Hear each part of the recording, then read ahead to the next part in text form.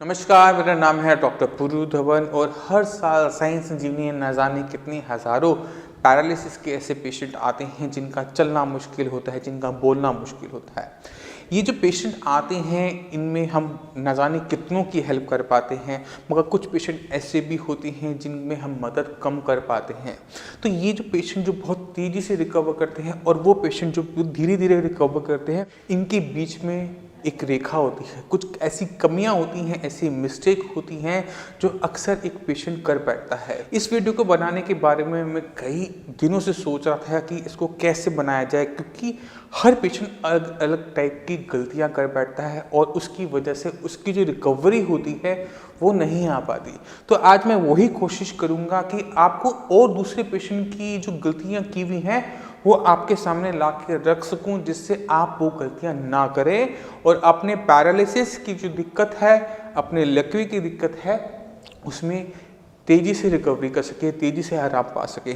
तो हम एक एक करके और पेशेंट की गलतियों को लाएंगे जिससे आप सीख सकें कि ये गलतियां आपने नहीं करनी। तो चलते हैं सबसे पहले सबसे कॉमन दिक्कत जो अक्सर मुझे देखने को मिलती है अपने प्रैक्टिस के अंदर।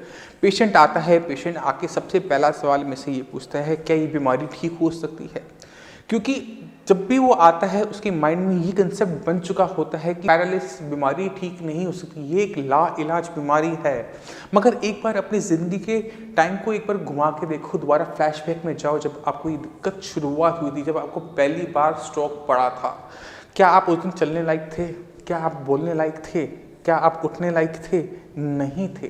मगर कुदरत की करिश्मा देखो कि वो जो इस बीमारी को आप ला इलाज मानते हो, जिस बीमारी में आपका दिमाग का हिस्सा बिल्कुल डैमेज हो चुका है, ख़त्म हो चुका है, उसके होने के बाद भी आपके दिमाग ने दोबारा से आपके हाथ पैर की मसल्स पे कमांड लेनी शुरू की। माना वो पूरा नहीं है, माना वो कंप्लीट आप में ताकत नहीं है, माना भी आप ढंग से नहीं चल सकते, मगर बदलाव तो आया।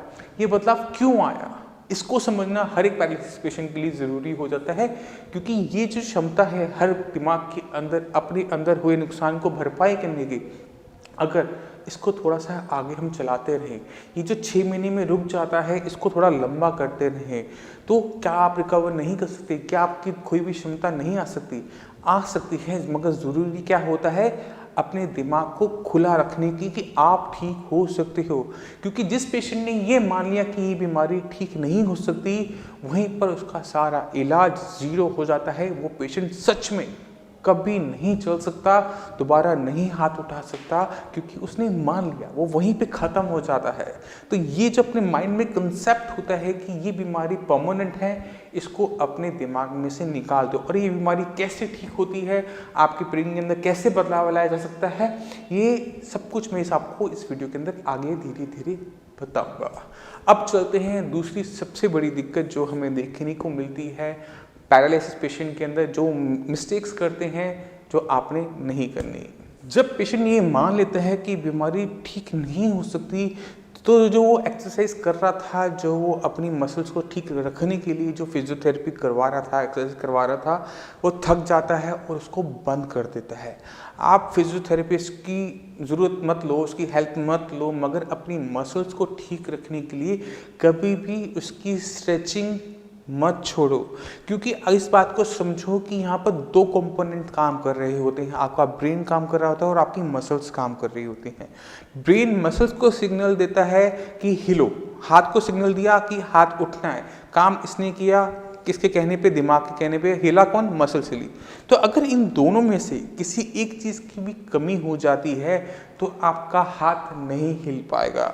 जब किसी को पैरालिसिस होता है, स्ट्रोक पड़ता है, ब्रेन का एक हिस्सा काम करना बंद कर देता है, तो कमांड चली जाती है। तो आप क्या देखते हो कि मसल के अंदर स्टिफनेस आनी शुरू होती है, ऐंठन आनी शुरू होती है, क्योंकि दिमाग और मसल के बीच में जो कनेक्टिविटी थी वो खत्म हो जाती है, इस वजह से स्टिफनेस है। तो अगर आप आपकी मांसपेशियां लंबे टाइम से एक्सरसाइज ना करने की वजह से सूख जाएंगी और उसके बाद आप साइज सेंसिटिविटी का ट्रीटमेंट स्टार्ट करोगे, कनेक्टिविटी बन भी गई, दोबारा से वहाँ पर कनेक्शन आना भी शुरू हो गया, मगर मांसपेशियां आप इस लायक ही नहीं है कि आप उनसे काम कर सको, तो ऐसी ट्रीटमेंट का क्या फ़ायदा कि जहाँ पर जो नुकसान हुआ वो तो भरपाई होगी, मगर आपने एक नई बीमारी को जन्म दे दिया।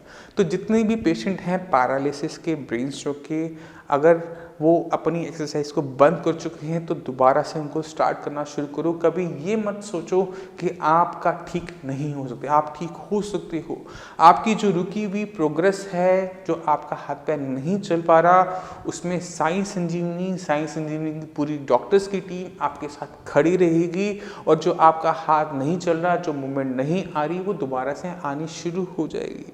आपको सिर्फ ज़रूरत है मार्गदर्शन की। अगर आपको रास्ता पता होता है तो उसमें चलना आसान होता है, अगर वहीं पर रास्ता नहीं पता, वहीं पर अपना रास्ता बनाना मुश्किल होता है। तो वही बात है, एक सही एजुकेशन, अपनी बीमारी को जानो, अपनी लकवी की बीमारी को जानो, आपके दिमाग के साथ क्या हुआ था उसको जानो, दिमाग कैसे काम करता है उसको जानो, तो जो ट्रीटमेंट है आप उसे ऑटोमेटिक तरीके से समझ जाओगे।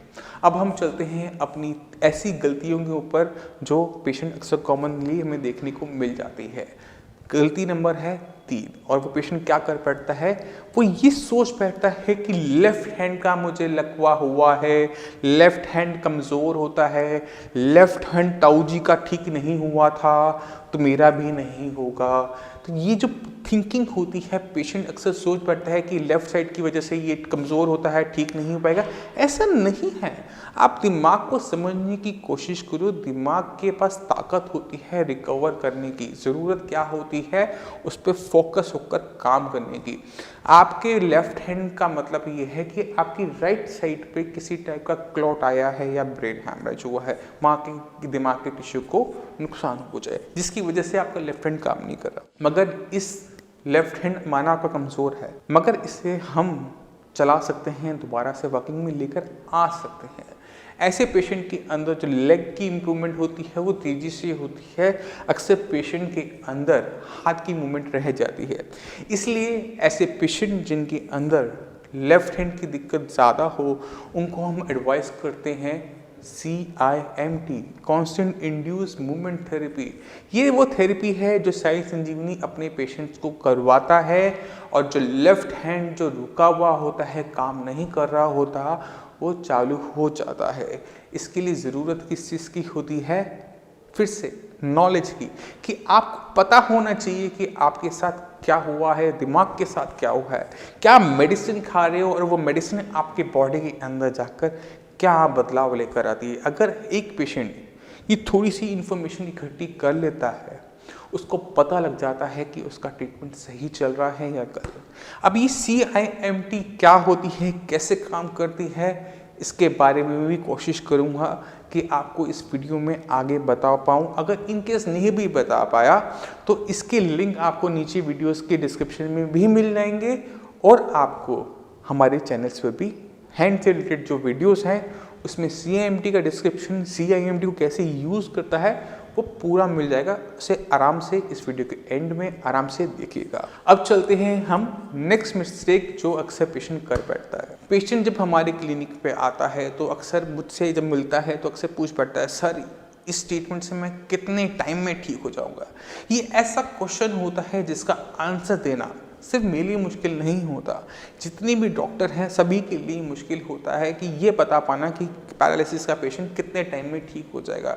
मगर मुझे आज तक शायद कोई ऐसा पेशेंट नहीं मिला जिसने ये पूछा हो, सर ये जो प्रोग्रेस हो रही है इसको मैं फास्ट कैसे कर सकूँ, इसको तेज़ी से कैसे कर सकूँ, जो मूवमेंट नहीं आ रही है मैं कैसे इसको तेज़ी से और तेज़ी से लेकर इम्प्रूवमेंट लेकर आ सकूँ। आपको ज़रूरत होती है अपनी अप्रोच को बदलने की। टाइम कम ज़्यादा हो सकता है, ज़रूरत किस चीज़ की है, इम्प्रूवमेंट की। किसी पेशेंट में इम्प्रूवमेंट धीरे हो सकती है, किसी पेशेंट में इम्प्रूवमेंट बहुत तेज़ी से हो सकती है, उससे फ़र्क नहीं पड़ता। अगर इम्प्रूवमेंट हो रही है वो बस होते रहनी चाहिए। अगर पेशेंट 1% की स्पीड से भी ठीक होता है या 2% की स्पीड से भी ठीक होता है और पेशेंट को ठीक होने में 50 महीने भी लग जाते हैं, तो भी अगर एक पैरालिसिस का पेशेंट 40-50 महीने में ठीक हो रहा है कोई दिक्कत नहीं है। मगर ऐसा होता नहीं है। पेशेंट को जब हम साई संजीवनी का ट्रीटमेंट शुरू करते हैं तो अगले 6-7 महीने के अंदर पेशेंट में बहुत तेज़ी से इंप्रूवमेंट आनी शुरू होती है। मगर ज़रूरत किस चीज़ की होती है, इंप्रूवमेंट की। अगर आप में किसी भी ट्रीटमेंट से, मेरे ट्रीटमेंट से नहीं, किसी भी ट्रीटमेंट से इंप्रूवमेंट आ रही है उसे कंटिन्यू रखो, उसे छोड़ो मत, क्योंकि ये छोटा छोटा छोटा बदलाव आपकी ज़िंदगी में जब जुड़ता जाता है तो आप क्या देखते हो कि एट द एंड आप देखते हो कि जो इम्प्रूवमेंट है वो बहुत बड़ी हो चुकी। जैसे हम कहते हैं कि बूंद बूंद से घड़ा भरता है, लकवे के जो ट्रीटमेंट होता है उसके अंदर भी छोटा छोटा छोटा छोटा छोटा बदलाव बड़ा हो जाता है। तो छोटे छोटे बदलाव को मत छोड़ो, उसके पीछे पड़े रहो, उसको आने दो, किसी चीज़ को मना मत करो। ये बहुत ज़रूरी होता है एक पैरालिसिस पेशेंट के अंदर इस अप्रोच को लेकर आना। उसको लगता है कि अगर मेरे में 1 महीने के अंदर ये बदलाव नहीं हुआ तो ये ट्रीटमेंट बेकार है। अगर 1 महीने के ट्रीटमेंट के अंदर जो उंगलियां आपकी नहीं चल रही थी ना, वो हिलनी भी शुरू हो गई, सीधी भी हो गई, जो स्टिफनेस है वो भी खत्म हो गई, इसका मतलब ये होता है कि ये ट्रीटमेंट सही है। इम्प्रूवमेंट इंटरनल तरीके से आ रही है, मगर आपने विश्वास, संयम, पेशेंस बनाए रखना है। जंग वही जीत पाता है जिसमें संयम होता है, जिसमें पेशेंस होती है। ये जो जंग आप लड़ रहे हो लकवे के साथ, इसमें तेजी से, बहुत तेजी से जो आप चाहते हो कि 1 महीने के अंदर जो आपके शरीर के अंदर जो आप बिल्कुल बेड पे थे और एकदम खड़े हो जाओ, ऐसा कोई ट्रीटमेंट नहीं बना। साइंस संजीवनी इसी रेट को बढ़ा देता है, इसे तेज़ी से ठीक करना शुरू करता है, मगर 1 महीने के अंदर तो हम भी नहीं कहते कि कोई पेशेंट खड़ा हो जाएगा।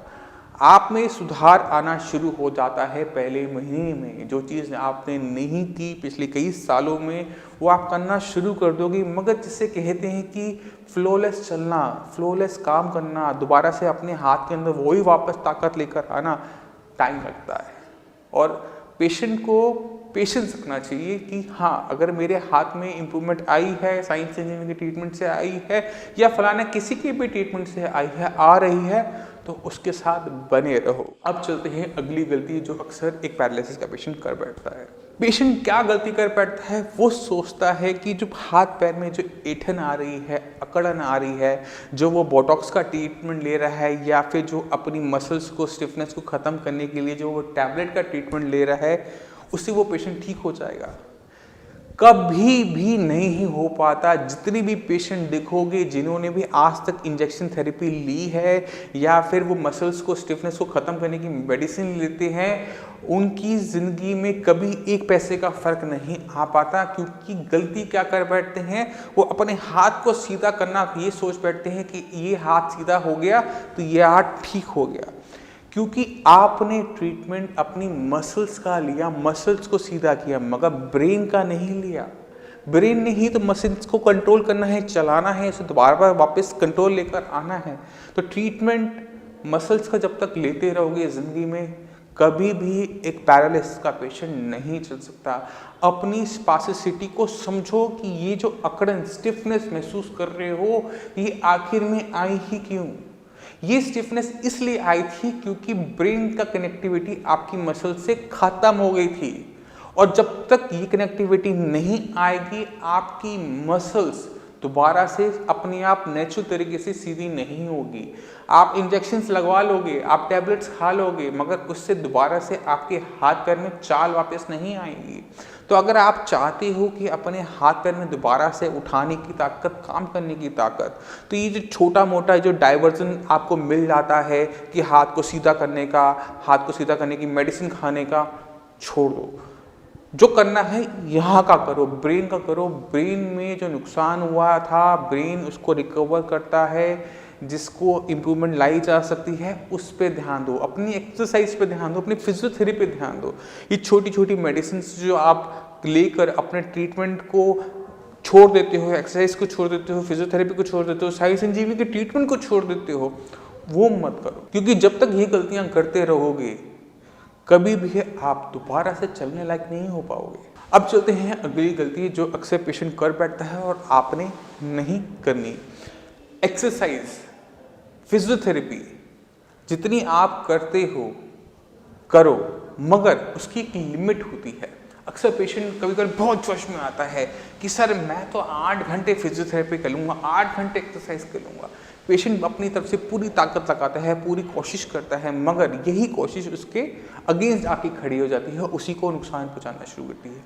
पेशेंट एक दिन करता है, दूसरे दिन उसके पास ताकत ही नहीं होती कि वो कर सके।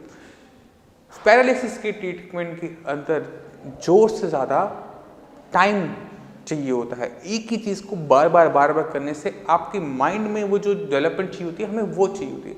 हमने कौन सा आपकी मसल्स बनानी है, हमने कौन सा आपको किसी चैंपियनशिप में भेजना है जहाँ पे आपकी मसल्स चेक की जाएंगी कि आपने कितना वेट उठाया, कितनी जोर से है, कितना आपने फोर्स से किया।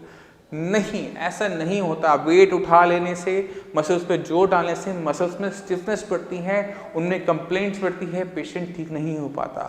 आपको अपनी इम्प्रूवमेंट के लिए पैरालिसिस की जो एक्सरसाइज, उसके और पीछे जो कंसेप्ट है उसको समझना पड़ेगा। जब कोई पेशेंट साइंस इंजीनियरिंग का ट्रीटमेंट ले रहा होता है तो हम वर्क कर रहे होते हैं उसके ब्रेन लेवल पे, कि ब्रेन के अंदर जो सेल्स हैं उनमें इम्प्रूवमेंट शुरू हो जाए, वो शुरू अपना कंटिन्यू रखे, जो इम्प्रूवमेंट रुक गई थी वो चलती रहे।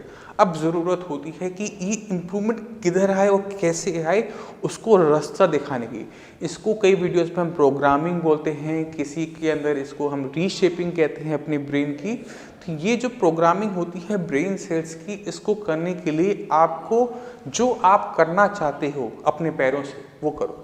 अगर आप चलना चाहते हो, ज़िंदगी पर ठीक से चलना चाहते हो, तो आपने चलना है। इस पे वेट बांधकर इस पे दौड़ना, साइकिलिंग करना, स्विमिंग करना, बैडमिंटन खेलना मत करो। ऐसा कुछ नहीं हो पाएगा, कुछ हाथ नहीं लगेगा। एक एक्सरसाइज ऐसी करो जो आपकी सारी की सारी समस्याओं का हल बन जाए। और एक पैरालिसिस पेशेंट के लिए वो है चलना, वॉकिंग। जितना जोर से, जितनी स्पीड से आप चलना चाहते हो, रनिंग करना चाहते हो, जॉगिंग करना चाहते हो, आप करो। क्योंकि यही एक एक्सरसाइज ऐसी है जो आपकी लेग की वो इम्प्रूवमेंट लेकर आएगी, वो मसल्स कमांड लेकर आएगी जो पूरी जिंदगी आपके साथ रहेगी। क्योंकि अगर आप स्विमिंग नहीं भी कर पाए तो चलेगा, अगर आप ढंग से चल नहीं पाए वो नहीं चल पाएगा। तो एक एक्सरसाइज को इस तरह से पकड़ो कि ब्रेन उसमें होने वाली हर कमी को पूरा कर सके। जो पेशेंट हर 5 मिनट बाद अपनी एक्सरसाइज को बदलता है, मैं भी बताता हूँ कि ये एक्सरसाइज करनी है, ये एक्सरसाइज करनी है, ये एक्सरसाइज करनी है, वो अलग चीज़ है। अगर आप एक काम को बार बार करते हो, तो जब हम मेडिसिन दे रहे होते हैं, ट्रीटमेंट चल रहा होता है, तो ब्रेन उसको इवैल्यूएट करना शुरू करता है।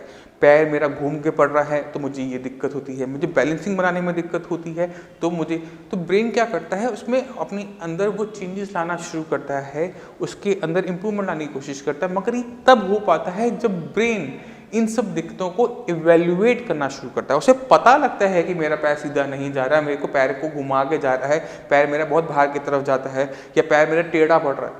कब पता लगेगा? तब पता लगेगा जब आप वो काम करोगे जो आप करना चाहते हो, वो है चलना।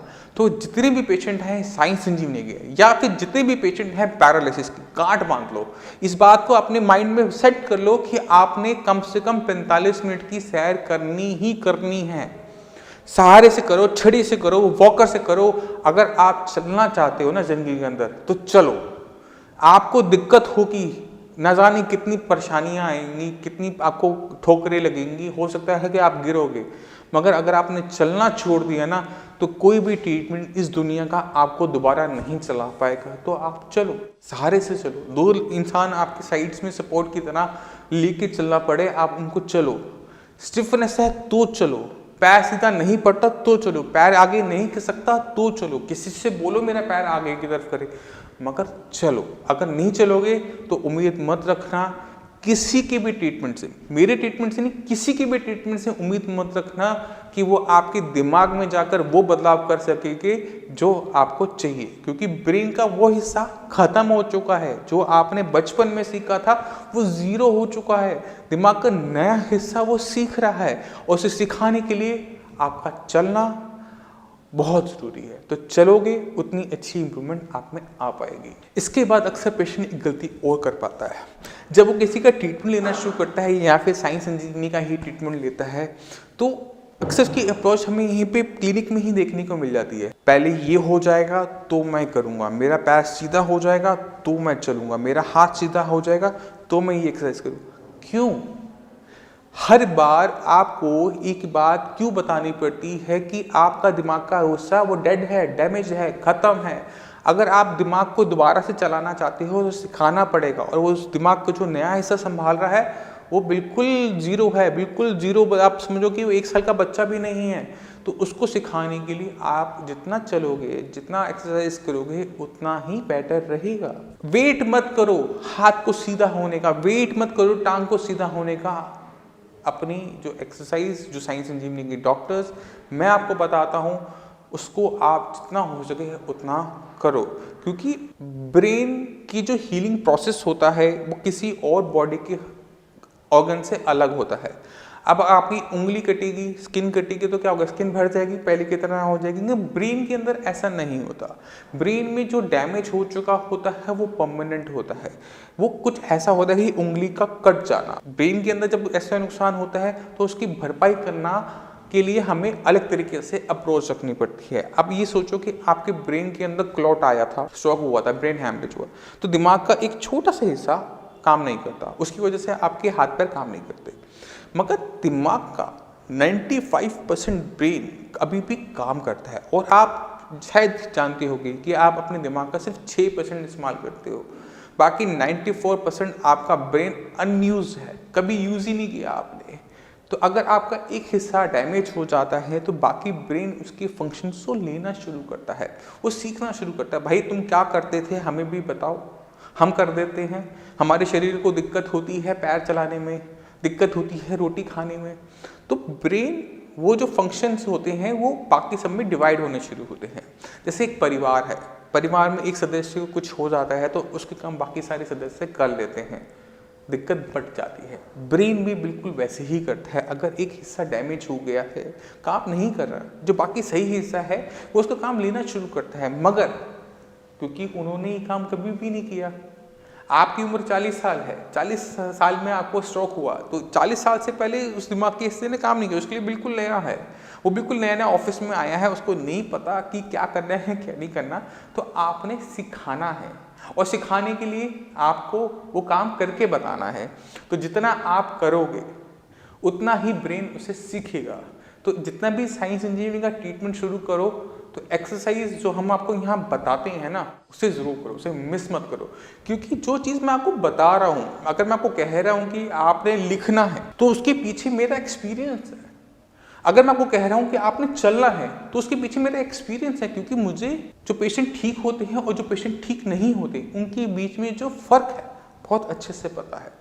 तो जो एक्सरसाइज मैं आपको यहाँ बता दूं कि आपने चलना है, आपने ये लिखना है, या आपने हाथ उठाकर ये काम करना है, या आपने इन खिलौनों से इस सामान को उठा के वहाँ रखना है, या आपने दूसरे हाथ से करना है, या आपने अपना हाथ एक बंद कर देना है, जिसे हम CIMT कहते हैं, constant need use movement therapy. इसके अंदर तो मान लो कि मेरा लेफ्ट हैंड में पैरालिसिस है, काम नहीं करता, राइट हैंड मेरा बिल्कुल ठीक काम करता है, सारे काम मैं राइट हैंड से कर लेता हूँ, लेफ्ट हैंड को मौका ही नहीं देता। अब लेफ्ट हैंड को मौका कैसे मिलेगा? लेफ्ट हैंड को मौका तब मिलेगा जब मेरे राइट हैंड को दिक्कत हो जाएगी। तो मैं क्या करता हूँ, मैं ये सोच लेता हूँ कि मेरे इस हाथ को फ्रैक्चर हो गया है, हड्डी टूट गई है, तो इसको इस तरह से बांध लेता हूँ। जब मैंने इस हाथ को यहाँ बांध लिया ना, मेरे दिमाग को क्या महसूस होगा, अरे भाई तेरे पास एक दिमाग है, एक हाथ है, अब तूने इसे रोटी भी खानी है, कपड़े भी पहनने हैं। तो क्या होगा कि मेरा ब्रेन इसको ठीक करने के लिए ना अपनी सारी ताकत लगाना शुरू कर देता है। मेडिसिन शरीर के अंदर है, ब्रेन अपना एक्टिव हुआ पड़ा है, वो चाहता है कि ठीक हो ठीक हो ठीक हो, और उसको लगता है अरे ये दिक्कत यहाँ है, ये हाथ ढंग से काम नहीं कर रहा, मेरा काम नहीं हो पा रहा, मैं रोटी नहीं खा पा रहा, मैं ब्रश नहीं कर पा रहा, मैं कंघी नहीं कर पा रहा। वो क्या करेगा, ब्रेन ऑटोमेटिक तरीके से जो इस हाथ के अंदर कमियां रह गई थी उसे ठीक करना शुरू करता है। और ये CIMT बहुत तेजी से काम करता है। पेशेंट में जो इम्प्रूवमेंट कई सालों से रुकी हुई होती है, 10-10 साल 20-20 साल हो जाते हैं लकवे से लड़ते लड़ते, जो इम्प्रूवमेंट नहीं आती है ना, वो एक ही महीने के अंदर आनी शुरू हो जाती है। मगर उसके लिए आपको क्या करना पड़ता है, अपने दिमाग को खुला और चीज़ों के लिए तैयार रखना पड़ता है। क्योंकि अगले जो 1-2 महीने के अंदर आपके शरीर के अंदर, आपके अंदर जो बदलाव आएंगे ना, वो आपने शायद अपनी ज़िंदगी में जब आपको लकवा हुआ था कभी सोचा भी नहीं होगा कि ये मेरे साथ होगा और मैं ठीक हो जाऊंगा।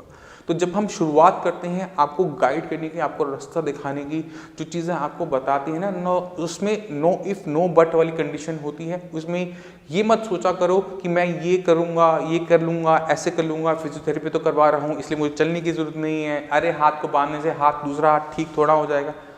आपको नहीं पता। आप एक पैरालिसिस पेशेंट को जानते हो, वो आप खुद। मैं हज़ारों पेशेंट को जानता हूँ, हज़ारों पेशेंट को ठीक करते हैं, तो मुझे सही और गलत में आपसे ज़्यादा पता है। इसलिए जब आप साइंस इंजीनियरिंग में आओ तो अपना माइंड कोने में रखकर आना। उसमें आपने ये नहीं निकालना कि मेरा हाथ ठीक होगा तो मैं ये एक्सरसाइज करूँगा। जो मैंने आपको बता दिया, जैसे मैंने बता दिया, आपने पत्थर की लकीर समझकर उसको आपने वो काम करना है। कॉपी बनाने के लिए कहूँ कि आपने कॉपी में राइटिंग लिखनी है, अपना नाम लिखना शुरू करो या कुछ भी लिखना शुरू करो। या फिर आपको कहूँ कि आपने चलना है, इतने मिनट चलना है तो चलना है, चाहे जो मर्जी हो जाए वो होना है। अगर आप मालूम है, आपको कहते हो 45 मिनट आपने चलना है और आप 20 मिनट चल पाते हैं, कोई बात नहीं, कोई दिक्कत नहीं, कोई परेशानी नहीं है। अगले दिन वो 21 होना चाहिए, उससे अगले दिन वो 22 होना चाहिए, उसके बाद वो 30 होना चाहिए, जब तक वो 45 मिनट नहीं हो जाता।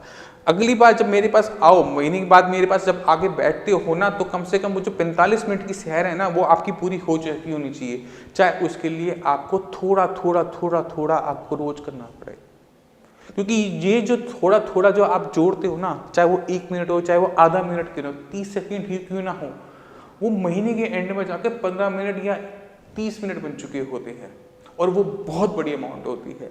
वही इम्प्रूवमेंट देखने के लिए हम आपको ट्रीटमेंट देते हैं, वही इम्प्रूवमेंट देखने के लिए आप खुद हमारे पास आते हो। तो वो चीज़ जो हम आपको बताते हैं ना, वो एक्सपीरियंस से आई हुई है। तो जो बता रहा हूँ मैं, आप सभी को बता रहा हूँ, उसको प्लीज़ फॉलो करो और उसको स्टिक करो उस चीज़ के ऊपर। कोई दिक्कत होती है दोबारा आके मिलो, आप दोबारा से आके मिलो, डॉक्टर साहब ये दिक्कत हो रही है, मैं बैठा हूँ वहाँ पे सॉल्व करने के लिए, मगर आपको वो दिक्कत लेकर आना पड़ेगा। तो अब हम चलते हैं अगली गलती जो आपने नहीं करनी है। एक पैरालिसिस पेशेंट के अंदर साइंस इंजीनियरिंग में हमें एक दिक्कत और देखते हैं, वो है ट्रैक से उतर जाते हैं। पेशेंट ना बच्चे की तरह हो जाता है। पेशेंट का जो माइंड होता है ना, बिल्कुल किडिश, एकदम ऐसा लगता है जैसे बच्चा जो था वो शायद इससे ज़्यादा मैच्योर होते हैं। पैरालिसिस के पेशेंट जब आते हैं, उनके जो बिहेवियर होता है वो बदल चुका होता है, या तो वो बहुत एग्रेसिव हो चुका होता है, हर चीज़ पे गुस्सा करना, बिना रीज़न के चीखना चिल्लाना, या फिर बिल्कुल बच्चों की तरह बिहेव करना। तो ऐसे पेशेंट्स के अंदर जहाँ पर मूड एकदम बदल चुका हो, जहाँ पर नेचर बदल चुका हो, जहाँ बिहेवियर बदल चुका हो, वहाँ पेशेंट को ट्रैक पे रखना बहुत मुश्किल होता है कि पेशेंट को बना रहे, ट्रीटमेंट पे बना रहे। क्योंकि ट्रीटमेंट पे बना रहेगा, वो छोटा छोटा इंप्रूवमेंट जो आ रहा है वो आता रहेगा, तभी तो जाकर उसमें वो चेंजेस आ पाएंगे जो हम देखना चाहते हैं साइंस इंजीनियरिंग में, या फिर जो पेशेंट देखना चाहता है, या पेशेंट के घर वाले देखना चाहते हैं। तो उसको ट्रैक पे बनाए रखने के लिए पेशेंट को थोड़ा सा आपको चीज़ों को अलर्ट करना पड़ता है, पेशेंट को बने रहना पड़ता है। अगर पेशेंट गलती कर रहा है तो पेशेंट के घर वालों को चीज़ों के बारे में पूरा अच्छी तरीके से पता होना चाहिए कि आगे उनके साथ क्या होने वाला है, वो क्या कर रहे हैं, कैसे इम्प्रूवमेंट चल रही है, इम्प्रूवमेंट हो रही है नहीं हो रही। क्योंकि पेशेंट डिसीजन मेकिंग में पिछड़ जाता है। पेशेंट में जो पावर होती है, एक समझ होती है, वो थोड़ी सी कुछ पेशेंट के अंदर कम हो जाती है। तो अगर पेशेंट के अंदर आपको लगता है कि पेशेंट की विल कमज़ोर हो रही है, तो उसके घर वालों को, उसके जो सगे संबंधी हैं, जो उनसे प्यार करते हैं, उनको एक पिलर की तरह साथ में खड़ा होना पड़ता है। नहीं, आपने ये काम करना ही करना है, चाहे प्यार से हो चाहे डांट से हो, ये काम हमें करवाना पड़ता है। पेशेंट को चलाना भी पड़ता है, पेशेंट को पेन हो रहा था तो भी हमें चलाना पड़ता है, पेशेंट की मूवमेंट नहीं है फिर भी हमें करवाना पड़ता है। पेशेंट चीखता भी है, चिल्लाता भी है, वो बच्चा बन जाता है छोटी छोटी चीज़ों के अंदर। वहाँ से एक्सरसाइज से बचने के रास्ते दिखता है, फिजियोथेरेपी से निकलने के रास्ते दिखता है, बहाने मारता है, मेरे पेट में दर्द है, मेरे सिर में दर्द है, आज मैं नहीं जाऊँगा, आज मैं नहीं करूँगा। मगर आपने प्यार से या फिर डांट से ये सब करवाना होता है। जो ट्रैक, जो रास्ता जो एक बना दिया गया है पेशेंट को, आप सभी ने चलवाना है। अब चलते हैं अगली गलती जो अक्सर पेशेंट कर बैठता है। जब हम किसी का भी पैरालिसिस का ट्रीटमेंट करना शुरू करते हैं तो इनिशियली 2-3 महीने के अंदर पेशेंट में बहुत तेज़ी से बदलाव आने शुरू होते हैं, पेशेंट मूवमेंट एकदम फर्स्ट क्लास होनी शुरू हो जाती है। मगर कभी कभार क्या होता है, कुछ पेशेंट के अंदर हमें देखने को मिलता है कि जो इम्प्रूवमेंट का ग्राफ सीधा जा रहा था ना, वो फ्लैट हो जाता है। ये जो फ्लैट होता है, इसे हम किसी की प्रोग्रेस के अंदर प्लेटू कह सकते हैं कि एक ऐसा स्टेज आई जहाँ पर बाहर कोई चेंजेस नज़र नहीं आ रहे। पेशेंट को फील होता है कि मेरे हाथ में जो इम्प्रूवमेंट आनी थी 2-3 महीने में मैं आ गई, मेरे पैर में आ गई, अब मुझे ज़रूरत नहीं है और इम्प्रूवमेंट नहीं आ रही है, ट्रीटमेंट बेकार है, बकवास है, छोड़ दो। जिस ट्रीटमेंट ने आपको यहाँ से यहाँ पहुँचाया ना, वही आपको यहाँ से यहाँ पहुँचाएगा। जो बीच में फ्लैट आ रहा है, उस फ्लैट को काम करो उसके ऊपर कि ये फ्लैट क्यों आया, ये रिकवरी क्यों बंद हुई, उसको डिस्कस करो। ट्रीटमेंट को छोड़ने की ज़रूरत नहीं होती है, क्योंकि जो ट्रीटमेंट आपको 0 से 10 लेके गया है ना, वो 10 से 100 भी वही लेके जा पाता है। क्योंकि पैरालिसिस के अंदर जो ट्रीटमेंट है बहुत लिमिटेड है, बहुत कम है। अगर आप एलोपैथी मेडिसिन में जाते हो, वहाँ अपने प्रिस्क्रिप्शन उठा लो, आज के डेट में आप जो मेडिसिन खा रहे हो उसका प्रिस्क्रिप्शन उठा के देख लो, आपको कोई एक सिंगल मेडिसिन मिल जाए जो आपके ब्रेन पे काम करती हो। कोई मेडिसिन नहीं है, कोई इलाज ही नहीं है इसको रिकवरी करने का। तो इसको रिकवरी करने के लिए जो मेडिसिन, जो कंसेप्ट, जो साइंस इंजीनियर ने आपके लिए तैयार कर रखा है, जो इम्प्रूवमेंट आप में आ रही है, वो इम्प्रूवमेंट थोड़ी करते हुए आप यहाँ तक पहुँचे, उसको मत छोड़ो। हो सकता है कि 2-4 महीने, 6 महीने आपको उसमें चेंजेस नज़र ना आए, बाहर नज़र नहीं आ रहे ना। ट्रीटमेंट हम आपके हाथ पैर का तो कर ही नहीं रहे, ट्रीटमेंट हो रहा था आपके ब्रेन का। आपका ब्रेन उस थ्रेशोल्ड पे पहुंचेगा, वो चीज़ें आपको बाहर दिखनी शुरू होगी, तो ही तो वो आपको दिखना शुरू होगा। तो किसी भी पैरालिसिस के पेशेंट को, स्ट्रोक के पेशेंट को साइंस इंजीनियर का ट्रीटमेंट ले रहा हो या फिर किसी का भी ट्रीटमेंट ले रहा हो, अगर चेंजेस आ रहे हैं तो उस ट्रीटमेंट पे बने रहें। 2-4-6 महीने आपको देनी पड़ते हैं तो आप उसको दीजिए, क्योंकि वही ट्रीटमेंट आपको आगे ले जा सकता है।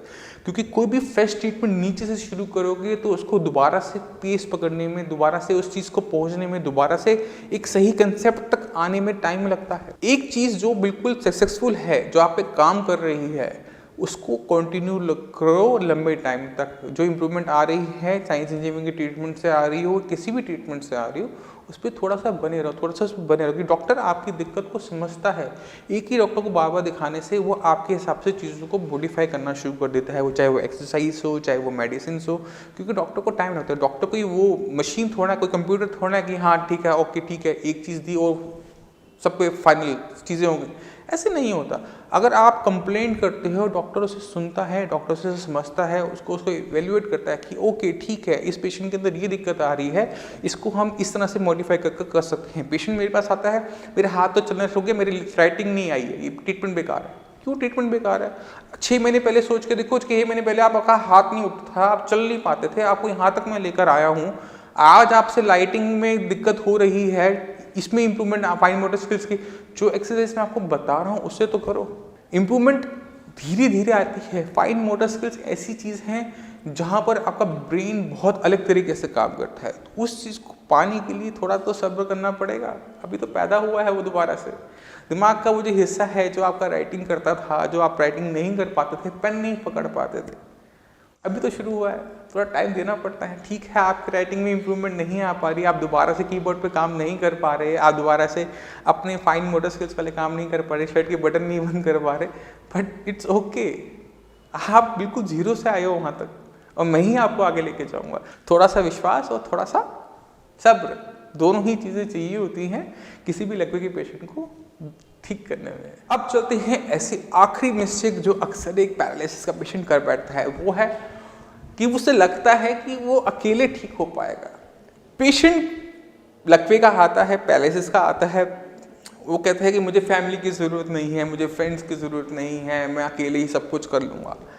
ऐसे पेशेंट्स बहुत जल्दी हार भी मान जाते हैं, वो जल्दी उनकी जो अंदर की विल पावर है ख़त्म हो जाती है। क्योंकि एक पेशेंट जो अपने अंदर अपने शरीर से लड़ रहा हो ना, अपनी डिसेबिलिटी से लड़ रहा हो, उसका हाथ ना चल रहा हो, पैर ना चल रहा हो, ऐसे पेशेंट को प्यार की बहुत ज़रूरत होती है, फैमिली फ्रेंड्स की बहुत ज़रूरत होती है, सपोर्ट की ज़रूरत होती है, एक रास्ता दिखाने वाले ऐसे मार्गदर्शन की बहुत ज़रूरत होती है जो पेशेंट को सही ट्रैक पर रखे, ट्रैक से हिलना ना दे, ट्रीटमेंट से ना हिलने दे। क्योंकि ये पेशेंट जो होते हैं ये थोड़े से मूडी हो जाते हैं, पेशेंट का मूड बदलने में सेकंड्स लगते हैं। किसी रिश्तेदार ने बोला, अरे सर आप तो ठीक ही नहीं हो सकते, ये बीमारी मैंने देखी हुई है, हमारे गाँव में बहुत सारे लोगों को होती थी, तो कोई पेशेंट ठीक नहीं हो पाता, तो तुम भी ठीक नहीं हो पाओगे। पेशेंट ने ये सुना और पेशेंट तो कहता है मैं तो कल से एक्सरसाइज नहीं जाऊंगा, मैं तो ठीक ही नहीं हो सकता, मुझे पेन होता है, मैं क्यों करूं। तो आप लोगों ने जो उसके फैमिली है, जो उससे प्यार करते हैं, उसके साथ ऐसे खड़े हो जाओ कि ऐसी चीज़ों से उन लोगों को दूर रखो जो आपके और आपके ट्रीटमेंट के बीच में आते हैं। क्योंकि मैक्सिमम जो पेशेंट ड्रॉप आउट करते हैं साइंस इंजीनियरिंग के, उनके पीछे कोई ना कोई ऐसा खलनायक ज़रूर होता है। ताऊ जी, मौसा जी, एनोवल्स बहुत सारे हमें देखने को मिल जाते हैं, अरे सर ये तो आप ऐसे कर रहे हो। नहीं, पेशेंट में रिकवरी आ रही है, आती रहेगी। ऐसे लोगों को दूर रखो जो पेशेंट के माइंड के साथ खेल जाते हैं। जब मैं आपसे ये बात करता हूँ कि आप ठीक नहीं होगे, तो ये चीज़ आपके दिमाग के अंदर, पेशेंट के दिमाग के अंदर घुस जाती है। वो रात को सो भी रहा होगा ना, तो पेशेंट को यही ख्याल आता है कि मैं ठीक नहीं हो सकता।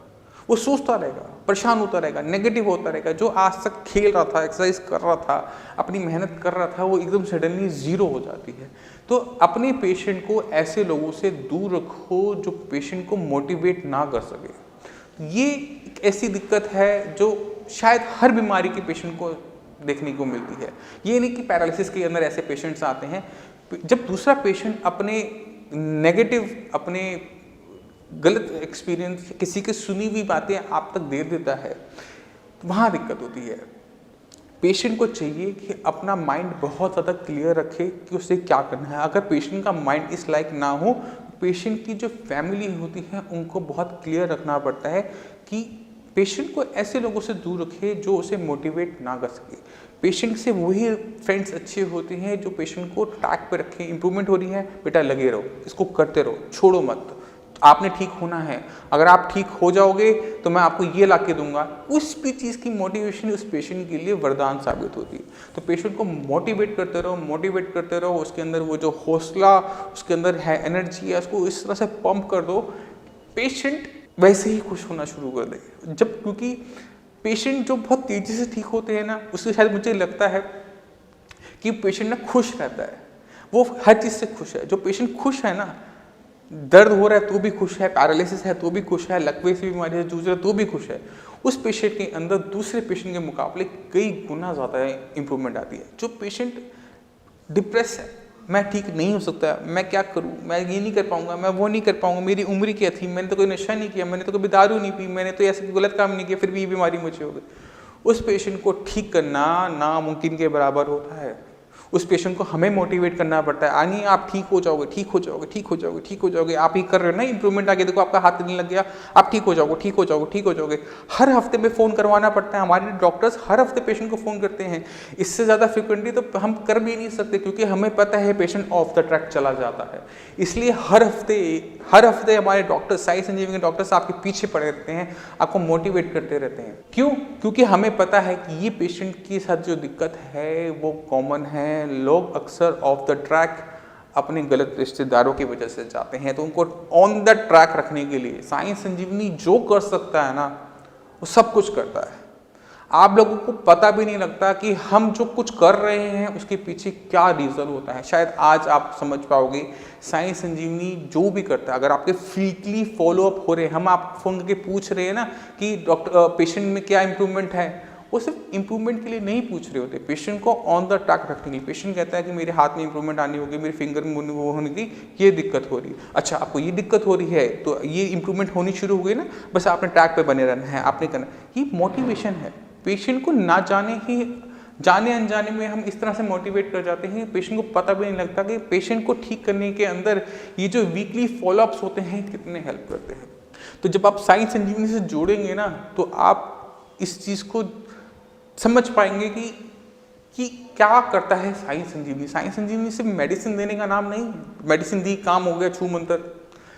हमें आपका फीडबैक चाहिए होता है। अगर पेशेंट के अंदर इंप्रूवमेंट आनी शुरू होती है, पेशेंट को मोटिवेशन चाहिए होती है, क्योंकि पेशेंट ऑफ द ट्रैक जाएगा ही जाएगा, और इस वीडियो के देखने के बाद भी जाएगा, मैं आपको 100% कह सकता हूँ। बस फर्क क्या आएगा, चांसेस कम हो जाते हैं। जब पेशेंट अपने दिमाग के साथ, जो उसका ब्रेन उसके साथ करता है, उस चीज़ को समझना शुरू कर देता है कि पेशेंट, अच्छा मेरे साथ ये भी हो सकता है, तो एक ब्रेन के अंदर रेड सिग्नल ऑन होना शुरू हो जाता है। ओके, ये मेरे साथ ये हो रहा है, डॉक्टर साहब ने ये बोला था, तो मुझे ऑफ द ट्रैक नहीं जाना।